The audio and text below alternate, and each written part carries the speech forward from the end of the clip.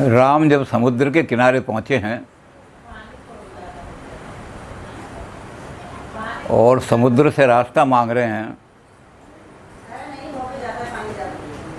समुद्र रास्ता नहीं दे रहा। उस प्रसंग में एक चौपाई आती है, ढोल गंवार शूद्र पशु नारी सकल ताड़ना के अधिकारी। इस पर बड़ा विवाद सा मन में आ जाता है और लोग यहाँ तक कह देते हैं कि तुलसीदास जी तो नारी निंदक थे। तुलसीदास जी नारी निंदक नहीं थे, इस चौपाई से सिद्ध नहीं होता। तुलसीदास जी एक प्रबंध काव्य लिख रहे हैं। जो नॉवल वगैरह पढ़ने वाले हैं वो जानते हैं प्रबंध काव्य, प्रबंध साहित्य कैसा होता है। तो प्रबंध काव्य में ऐसा होता है कि जो जैसा चरित्र हो, जो जैसा पात्र हो, उसके वृत्ति के अनुसार वहाँ कुछ शब्द आने चाहिए। जो प्रेमचंद का निर्मला नाम का नॉवल पढ़ते हैं तो वहाँ एक आदमी जो हैं वो कहते हैं कि समाज में वेश्याएं होनी चाहिए। अगर वेश्या नहीं होंगी तो वेश्या नाली की तरह, गंदी नाली की तरह से हैं। अगर समाज में वेश्याएं नहीं होंगी और वेश्या ख़त्म कर दी गई, वेश्या के शरीर का बेचना इस पर पाबंदी लगा दी गई, तो जो लोग आज वहाँ नाली में गंदगी फेंकने जाते हैं फिर घरेलू औरतों के साथ व्यभिचार करेंगे। तो ये प्रेमचंद के व्यू नहीं है, प्रेमचंद के विचार नहीं हैं। उसमें एक पात्र बोल रहा है जो वैश्यावृत्ति का समर्थक है और वो पात्र बोल रहा है। तो प्रेमचंद ने एक एक पात्र के वही विचार, जो जैसे विचार हैं और जैसे शब्द हैं वही लिख दिए। इसके आधार पर ये पता नहीं लगता कि प्रेमचंद जो थे वो वैश्यावृत्ति चाहते थे कि समाज में वैश्यावृत्ति होनी चाहिए। इसी तरह से जिन्होंने अंग्रेज़ी में पढ़ा है, बहुत बीए में सब जगह लगा हुआ वो novel far from the madding crowd, उसकी जो हीरोइन है वो है बादशाह। और ये करीब करीब हर साल ये क्वेश्चन आता है कि सिद्ध करो बादशाह बड़ी बहुत अहंकारी, जागीरदाराना, सामंतवादी मनोवृत्ति की महिला थी। अब हमने तो देखी नहीं वो कैसी थी, तो कैसे हम कह दें, किसी को ऐसे ही बदनाम कर देंगे जी वो तो बड़ी सामंतवादी थी और छोटे आदमियों से बड़ी घृणा करती थी और किसान उसान इनको तो बहुत ऐसे।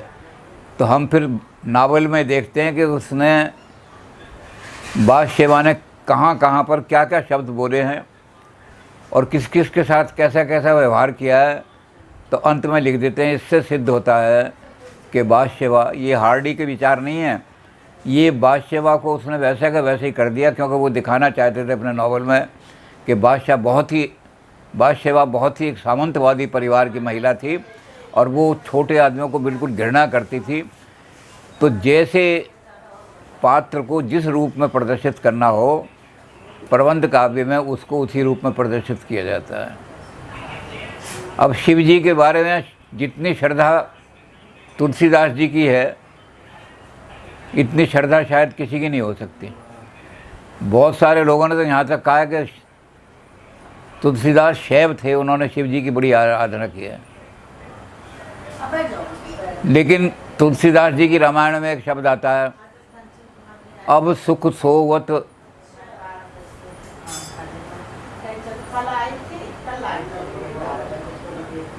चैन से भीख मांग भव खाएं, सहज एकाकिन के भवन कबों की नारी खटाएं। अब भगवान शंकर बड़े चैन से सोते हैं, आराम से सोते हैं और भीख मांग लाते हैं और खा लेते हैं, भीख मांग करके खा लेते हैं, क्योंकि उनका स्वभाव ये अकेला रहने का, अकेले रहते हैं। तो जो आदमी अकेला रहता है उसके घर में स्त्री का गुजारा नहीं हो सकता। तो संत कहें शिव सती बियाई पुण्य अब ढेर मरायो ताही। तो संत ये कहते हैं कि शिव जी विवाह करके तो ले आए सती को, लेकिन थोड़े दिनों के बाद सती को मरवा दिया और अब सुख सोवत अब सक्सेस होते हैं। तो क्या ये तुलसीदास जी ने शिव जी को इस तरह का, तो जो शिव जी की इस तरह की बुराई कर रहे हैं वो लोग हैं जो पार्वती को समझाना है कि शिव से विवाह मत कर, शिव तो ऐसा आदमी है बड़ा दोषी, तो वो बोल रहे हैं ऐसे। तो जैसा जो पात्र है उसके आप उस इस पर इसको पढ़ते ही आप ये कहेंगे कि कोई शंकर के विरोधी कहीं बोल रहे हैं, कोई शंकर के भक्त नहीं है ये। तो तुलसीदास जी ने ये बात नहीं कही कि तुलसीदास जी तो शंकर के भक्त हैं, वो कैसे कह सकते हैं। तो इस प्रबंध काव्य में हमें देखना है कि कौन सा पात्र। अब हम एक क्वेश्चन हमेशा उल्टा सीधा करके कभी किसी रूप में कभी किसी रूप में ये उसमें देते हैं हिंदी साहित्य की किताब में कि ये बताओ रामायण में सबसे नीच पात्र कौन है और किस आधार पर आप कह सकते हो कि वो नीच है। तुलसीदास जी ने नारियों का बड़ा सम्मान किया है, कहीं भी किसी नारी को ऐसा नहीं दिखाया कि नारी ने कुछ बात कही हो। अब कैकेयी जो है वो तो एकदम तमक करके खड़ी हुई हैं, क्रोध में भर के, बहुत क्रोध में भरी हुई थी। प्रात काल मुनि वेश धर, जो न राम बन जाए, मोर मरन राउर अयस, निर्भ समझो मन माए। धमकी दे रही है पति को, आत्महत्या कर लूँगी, मर जाऊँगी, तुम्हारा अपयश कर जाऊँगी, बदनाम कर जाऊँगी। तो तुलसीदास जी अगर ताड़ना की अधिकारी बताते कि नारी ताड़ना की अधिकारी है, तो आगे लिखते कि दशरथ ने डंडा उठाया और पीटना शुरू कर दिया कैकेयी को। लेकिन दशरथ ने तो उल्टा ये काम किया कि कैकेयी के हाथ जोड़ करके कहने लगे कि तेरे अगर अमर देवता भी तेरा दुश्मन है तो अमर हूँ मारी, देवताओं को भी मारूंगा, तू नाराज़ क्यों हो रही है, मैं तो बता दे कि क्या नाराज़गी है अगर किसी ने तुझे किसी तरह कटु बात कही है। तो ताड़ना की अधिकारी नारी नहीं है। बाली इतना बलवान है जिससे दुनिया कांपती है और डर के मारे सुग्रीव वहाँ छुपा हुआ है। और जब बाली सुग्रीव से लड़ने के लिए चले तो तारा जो थी उन्होंने आके बहुत समझाया। तारा ने कहा पतिदेव जिससे युद्ध करना हो पहले उसकी शक्ति का परिचय लेना चाहिए। जो सुग्रीव हमेशा आपसे पिटता रहा है, आज ये आपको ललकारने आया है, तो ये देखो कारण क्या है, कोई इसके पीछे बड़ी शक्ति खड़ी है और वो कैसी कितनी बड़ी शक्ति है, तब टक्कर लेनी चाहिए, मत लो। और बहुत उसको समझाने लगी।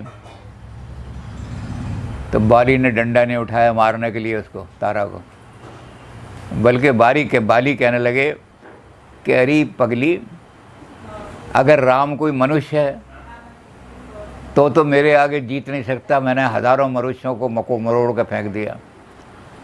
और अगर राम जो है वो देवताओं का अवतार है, भगवान का अवतार है, तो इससे अच्छी मृत्यु क्या होगी कि भगवान के हाथ से मारा जाऊँ मैं। इसलिए तू शांति से बैठ जा, कोई बात नहीं है। तो उसने डंडे नहीं चलाए, नारी को नहीं मारा, नारी ताड़ना की अधिकारी है ही नहीं। और रावण को तो 5 बार समझाया मंदोदरी ने,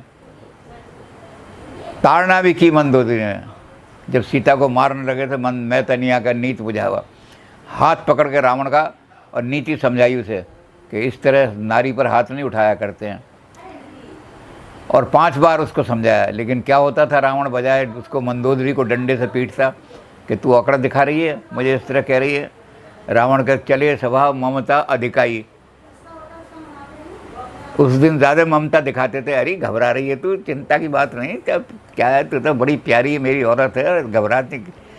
तो जिस दिन वो ताड़ना भी वो डांटती भी थी रावण को, तो रावण ने कभी मंदोदरी को नहीं मारा, ताड़ना नहीं की उसकी, बल्कि उसको यही कहा कि जिसके डर से दुनिया कांपती है उसकी औरत जो है, ता सुनार सभी तो बड़ा हंसा, उसकी औरत इतनी डरपोक हो, मुझे तो हंसी आ रही है तेरे ऊपर, तो खामखा मुझे इतनी डर रही है। अरे तू तो ये कह के मेरा पति ऐसा है कि जिसको चाहे तोड़ के मरोड़ के फेंक देगा। तो ताड़ना की अधिकारी और नारी नहीं है कहीं भी, ना राक्षसों के वंश में नारी को ताड़ना की गई है, ना बानर राज्य में की गई है, और ना दशरथ के राज्य में ताड़ना की गई है। तो इसलिए ये नारी की ताड़ना की बात नहीं आती है। बहुत सारे लोगों ने तोड़ मड़ोड़ के इसको करना शुरू किया है कि ताड़ना के मानी तो होते हैं समझाना। भाई ताड़ना के मानी समझाना नहीं होते। लाड्यते पंचवाश वर्षानी ताड़ते षोडशः। बच्चे को 5 साल तक तो लाड़ चाव से रखना चाहिए और 16 साल तक उसको ताड़ना करके अनुशासन में, कठोर अनुशासन में, ताकि तो ताड़ना का मतलब कठोर खींच करके रखना चाहिए। तो भाई शूद्र को खींच के क्यों, ब्राह्मण को क्यों नहीं खींच के रखना चाहिए? अगर ब्राह्मण गलत काम कर रहा है, किसी लड़की की इज्जत लूटने जा रहा है, तो उस ब्राह्मण को क्यों नहीं पीटना चाहिए? शूद्र को क्यों ताड़ना में रखना चाहिए? तो बहुत सारे लोगों ने इसको और तोड़ दिया। उन्होंने कहा कि नार शब्द जो है, नार का मतलब है जल। तो समुद्र ने पुरानी बात याद दिलाई कि महाराज एक बार मैंने गलती से एक भारैया जो थी उसके सारे अंडे जो थे उनको समुद्र में मैंने खींच लिया था। और वो भारैया जो थी बड़ी चीख चीख के चलने लगी, मैं दुर्बल हूँ, मैं कमज़ोर हूँ, इसका ये शक्तिशाली है, इसने अपनी शक्ति का दुरुपयोग करके मेरे अंडे अपने अंदर ले गया, मेरे बच्चे सारे निकलेंगे, मर जाएंगे। तो कहते हैं अगस्त ऋषि को दया आ गई। अगस्त ऋषि ने कहा कि इसके अंडे वापस करो। और मैंने उस समय बड़े अहंकार में कहा कि ये चिड़िया दरासी, आप इसकी बात में आ रहे हो और मैं इतना महान हूँ। तो उन्होंने कहा नहीं, दुर्बल पर तू हाथ उठा रहा है, शक्ति का दुरुपयोग कर रहा है, अगर शक्ति आजमानी है तो बराबर वाले से आजमा। तो कहते उन्होंने क्या किया, चुल्लू में उठाया और समुद्र को पी लिया। तो नार का मतलब होता है जल और नारी मतलब जिसमें जल भरा हुआ हो, समुद्र। तो कहते मुझे उन्होंने ताड़ना की थी और जब देवताओं ने उनसे प्रार्थना की कि समुद्र के बिना जल पर जल नहीं रहेगा तो मर जाएंगे लोग, तो कहते उन्होंने फिर अपने मूत्र के द्वारा मुझे निकाल दिया था। लेकिन ये मर्यादा कर दी थी कि तेरे किनारे पर भी रहेंगे, जो मैंने किनारे बना दिए हैं उस किनारों से ऊपर तू बाढ़ नहीं आएगी तेरे में। समुद्र में बाढ़ नहीं आती, नदियों में इतनी बाढ़ हो जाती है भयंकर के तोड़ से चले जाते। तो समुद्र को एक बार मुझे ताड़ना कर दी थी, उन्होंने खींच दिया था कि तू किनारे से ऊपर नहीं आएगा। तो महाराज जो नारी है, समुद्र है, उसको तो मर्यादा में ही रखना चाहिए। आपने मुझे मर्यादा में रखा, ये बहुत अच्छा किया। तो इस तरह से लोग तरह तरह के इसकी व्याख्या करते हैं।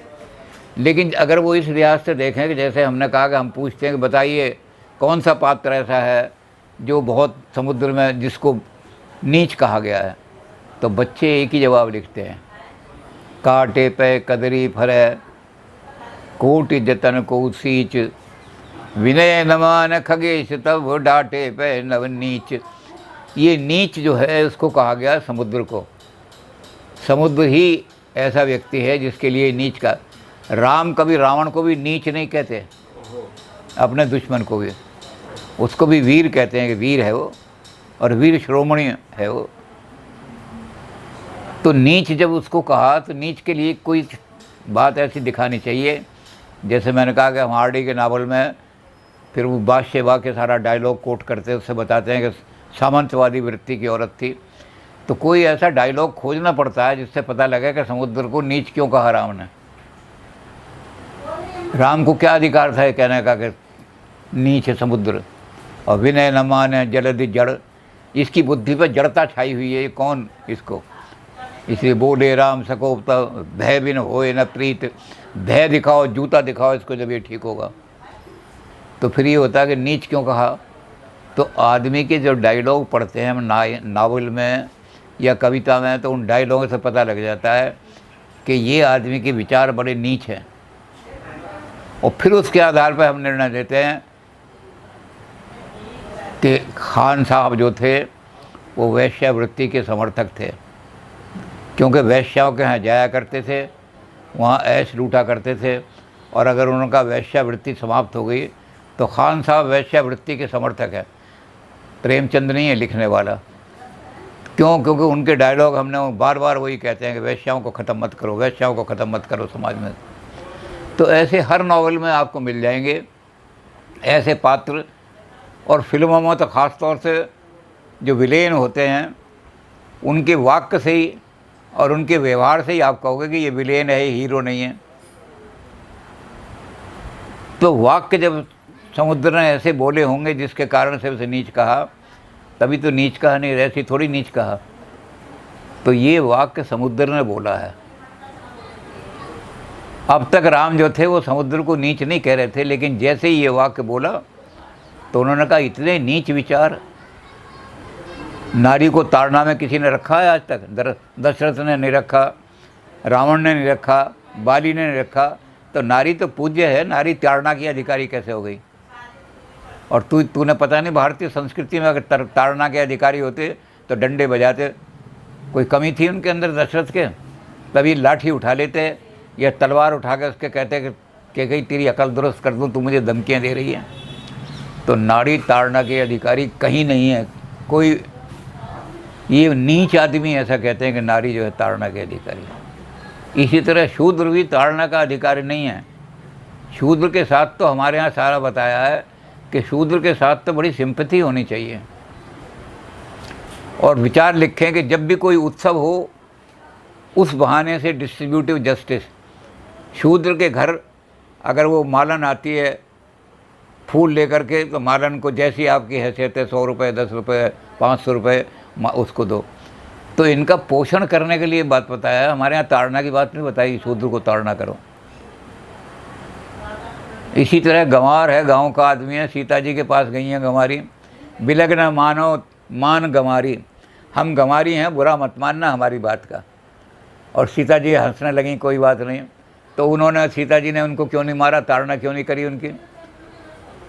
तो गंवार को ताड़ना करने की कहीं बात आई है? तो गंवार को ताड़ना करने की बात समुद्र ने कही है। तो इसलिए समुद्र को कहा गया है कि इस चौपाई के कारण से ही सारी मानस में ये हो जाता है कि भारतीय संस्कृति में नीच आदमी उसको कहा जाएगा जिसके ऐसे विचार हों। तो ये चौपाई जो है ये इस बात को सिद्ध करती है कि श्रेष्ठ आदमी के और नीच आदमी के कैसे विचार हैं, और उसी के आधार पर हम निर्णय कर सकते हैं कि ये आदमी नीच है या। अब जज हैं वो निर्णय लिखते हैं, जिसने मर्डर किया है और उससे पहले उसको रेप किया एक औरत को, फिर मर्डर किया, तो वो आके अपने बयान लिखाता है, मैं वहाँ जा रहा था, मैंने इसको देखा।